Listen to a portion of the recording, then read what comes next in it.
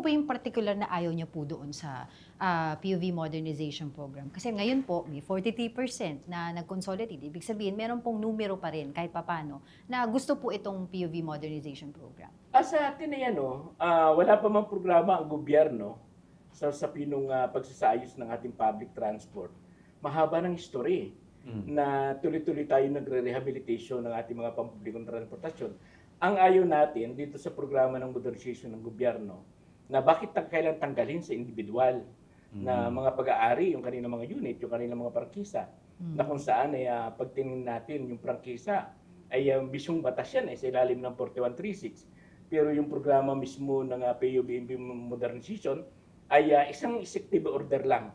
Kaya ang sa atin ay kung ang layunin talaga ng gobyerno ay para ayusin yung ating public transport, dapat hindi yung pagtatanggal, kundi dapat nag-create tayo ng sarili nating industriya para tayo mismo yung lumikha ng ating public transport.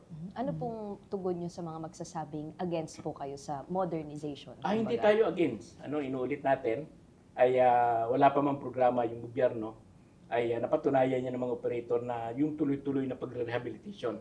Kasi pag tinignan natin yung history ng jeep, ay alam naman natin nag-umpisa yan sa ACDC, yung tatluhan, apatan. Mula doon ay utay-utay pinaunlad yan. Kung di tayo nagkakamali, 1969 ay sumulpot yung Francisco at yung Sarao na sila yung isang nagtulak na para i-rehabilitation yung ating public transport. Halos almost 80 years tayong tuloy-tuloy na nagre-rehabilitation. Kaya napatunayan na kaya ng Pilipino, lalo na kung ito ay may kakibat na suporta ng ating pamahalaan. Kasi sabi nga natin, lalaki ng budget na inilalaan ng gobyerno kung saan-saan. Bakit hindi ilaan dito sa usapin ng serbisyo para sa taong bayan? Yung 125 million, kung nagamit nyo sa rehabilitation, hindi maraming nasasakyan na na-rehab. Di ba maraming na naayos na sasakyan.